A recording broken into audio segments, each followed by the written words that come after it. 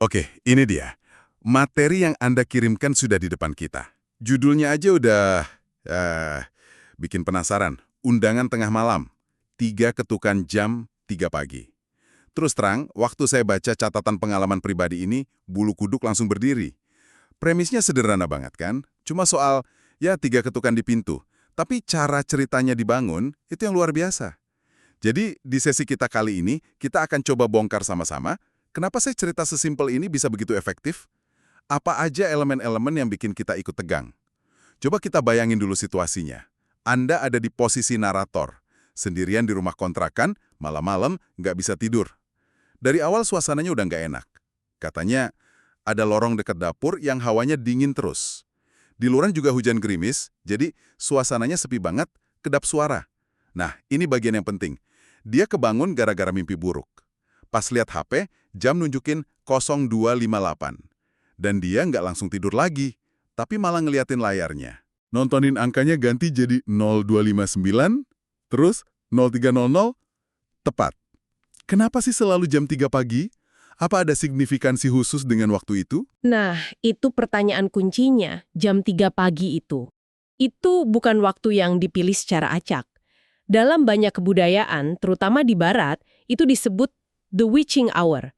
Ada juga yang nyebutnya the devil's hour. Konon, ini adalah waktu di mana tabir antara dunia kita dan dunia gaib jadi paling tipis. Jadi makhluk-makhluk supernatural tuh paling aktif. Yang menarik, di cerita ini ada sentuhan lokalnya. Tetangga si narator nanti menyebutnya jam sunyi. Istilah yang lebih puitis ya, tapi intinya sama. Jadi bahkan sebelum ketukan pertama terdengar, penulis cerita ini udah meminjam rasa takut yang secara kolektif kita kenal.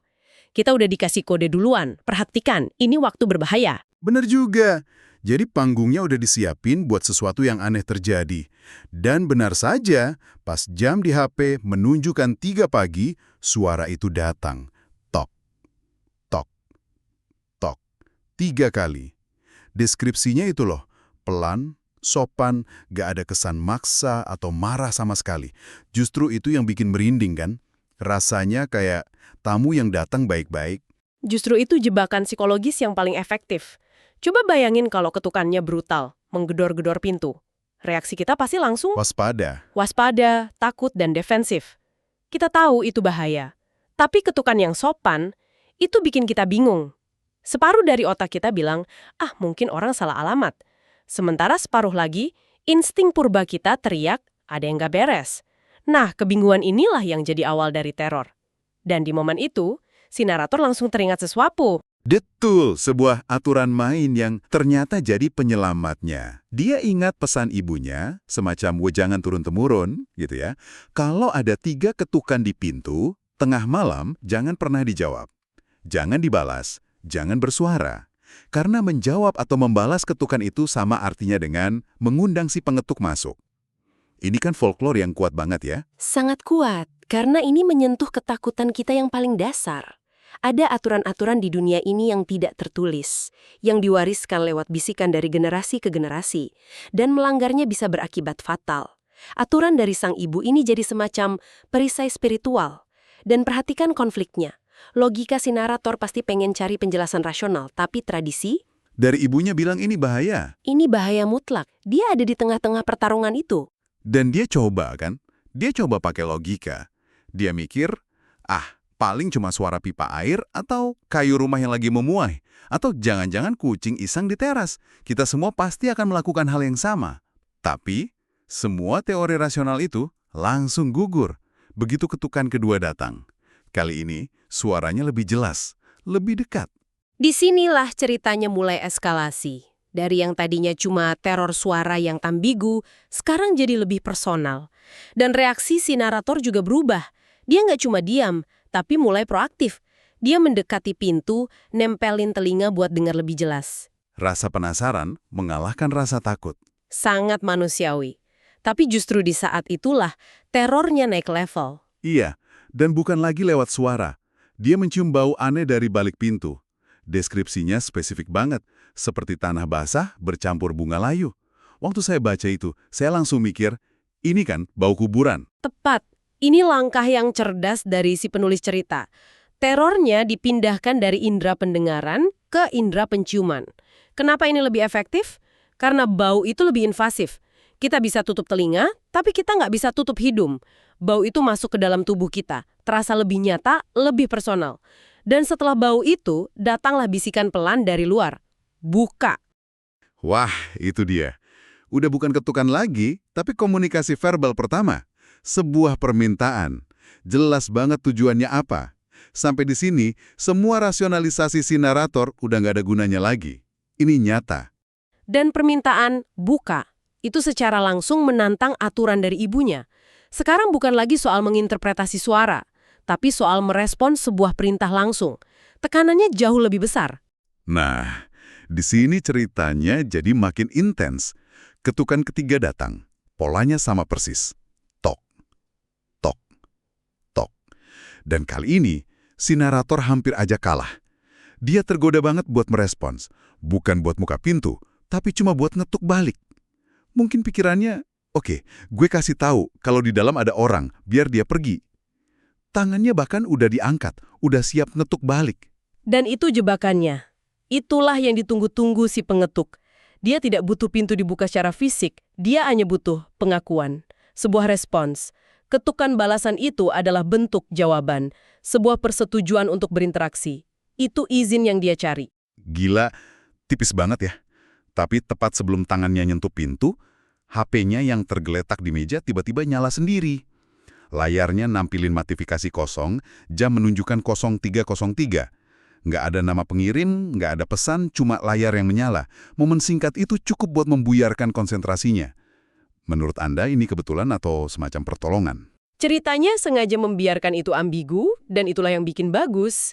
Bisa jadi itu cuma glitch teknis biasa yang terjadi di saat yang paling tepat, tapi bisa juga diinterpretasikan sebagai semacam intervensi gaib, semacam penjaga yang mencegah si narator membuat kesalahan fatal.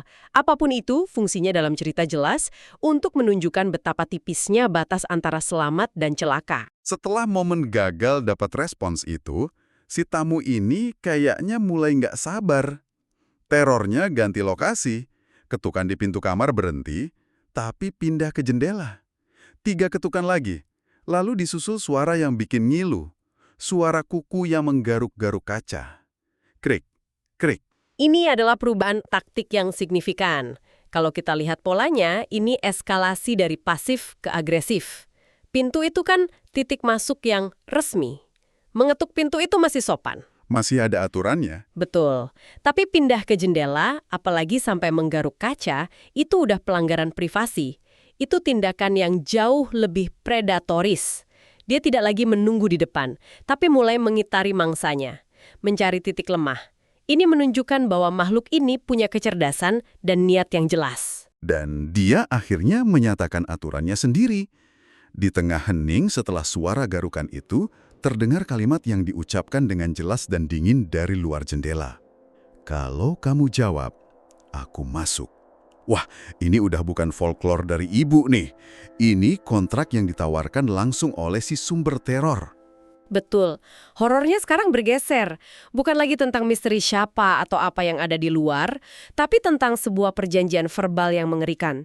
Dinamika kekuasaannya jadi sangat jelas. Makhluk itu mungkin punya kekuatan untuk menakut-nakuti, tapi si narator memegang satu kartu truf. Kuasa persetujuan. Tepat. Diamnya dia adalah satu-satunya senjata dan perisai yang dia punya. Ini jadi pertarungan mental. Dan si narator di titik ini udah panik luar biasa.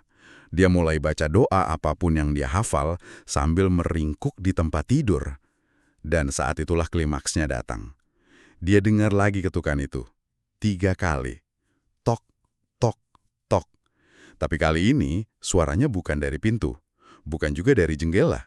Suara itu datang dari dalam lemari pakaian di pojok kamarnya. Nah, ini dia. Game over.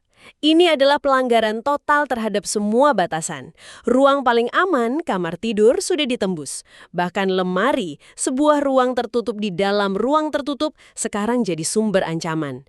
Implikasinya benar-benar mengerikan, karena ada 2 kemungkinan, dan dua-duanya sama-sama bikin putus asa. Apa aja itu? Kemungkinan pertama, makhluk itu dari awal memang nggak butuh izin untuk masuk. Semua permainan ketukan di pintu dan jendela itu cuma formalitas, cuma cara dia bermain-main. Cuma iseng. Dia masuk bukan lewat pintu, tapi lewat pikiran si narator. Gila. Dua-duanya sama-sama menakutkan. Yang satu berarti kita nggak berdaya secara fisik, yang satu lagi berarti pikiran kita sendiri bisa jadi pengkhianat. Si narator cuma bisa pasrah, terus berdoa sampai akhirnya suara azan subuh terdengar. Katanya, begitu azan berkumandang, suasana berat di kamar itu perlahan-lahan hilang. Kontras antara jam sunyi jam 3 pagi dengan panggilan ilahi saat subuh itu adalah jangkar budaya yang sangat kuat. Terutama di konteks cerita dari Indonesia ya. Azan subuh seolah jadi penanda kembalinya tatanan normal. Datangnya cahaya. Betul, datangnya cahaya yang mengusir kegelapan. Itu resolusi yang melegakan. Tapi ceritanya nggak berhenti di situ. Ada bukti fisik. Betul. Paginya, dia memberanikan diri buat ngecek jendela kamarnya. Dan di sana ada bekas sidik jari di kaca. Tapi bentuknya aneh. Digambarkan jari-jarinya panjang, kurus, nggak proporsional kayak jari manusia. Ini mengkonfirmasi kalau semalam itu bukan mimpi. Semuanya nyata. Dan penutupnya datang dari kearifan lokal. Si narator cerita ke tetangga tuanya. Dan respon si tetangga ini penting banget. Dia nggak ngetawain, dia malah natap serius dan mengkonfirmasi semua folklore itu. Dia yang menjelaskan soal jam sunyi, dan dia menegaskan, yang jadi masalah itu bukan ketukannya, tapi jawaban kita. Respon kita. Respon kita, membalas dengan ketukan atau bahkan cuma dengan suara, siapa? Itu sama dengan menjawab sebuah panggilan. Jadi, kalau kita tarik benang merahnya, cerita ini sebenarnya bukan cuma soal hantu ya. Ini lebih ke sebuah ujian disiplin diri di tengah teror. Si narator ini selamat bukan karena dia melawan, tapi justru karena dia berhasil untuk tidak melakukan apa-apa. Dia berhasil diam. Tepat sekali. Itu mengubah seluruh kejadian dari sekedar gangguan supranatural acak menjadi sebuah cautionary tale, sebuah kisah peringatan. Pesannya adalah tentang pentingnya mengetahui aturan main dunia tak kasat mata dan punya kekuatan mental untuk patuh, bahkan ketika rasa takut sudah di ubun-ubun. Yang paling nempel di kepala saya sih, ide soal undangan itu. Makhluk ini, apapun wujudnya, nggak pernah pakai kekerasan fisik. Dia butuh izin, dia butuh persetujuan, sekecil apapun itu. Ini kayak menyentuh keyakinan yang lebih dalam ya, bahwa kekuatan negatif itu seringnya butuh kunci dari kita. Tanpa izin itu, dia cuma bisa mengetuk dari luar. Benar. Nah, Ridu dan Unter dan kesadaran si narator di akhir cerita. Dia akhirnya paham kalau tujuan utama semua teror itu bukan cuma untuk menakutinya, tapi untuk membuatnya membuka pintu, baik secara harfiah maupun kiasan. Ini bikin kita jadi mikir juga ya tentang ketukan-ketukan lain dalam hidup. Godaan, pengaruh buruk, atau keputusan-keputusan kecil yang terasa sepele. Padahal sebenarnya kita sedang memilih untuk menjawab panggilan atau mengabaikannya. Oke, pembahasannya dalam sekali. Cerita ini ternyata punya banyak lapisan ya. Sebagai penutup, mari kita tinggalkan Anda dengan satu pemikiran terakhir untuk direnungkan. Seluruh cerita ini kan berfokus pada konsekuensi kalau si narator menjawab ketukan itu. Dia selamat karena dia diam.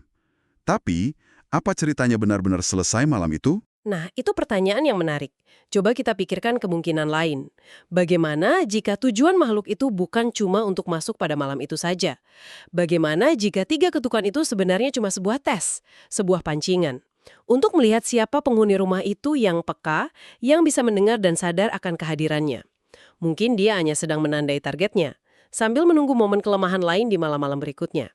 Jadi, mungkin pertanyaan sesungguhnya bukanlah apa yang terjadi jika Anda menjawab, melainkan apa yang terjadi sekarang setelah Anda pernah mendengarnya dan ia tahu Anda ada di sana.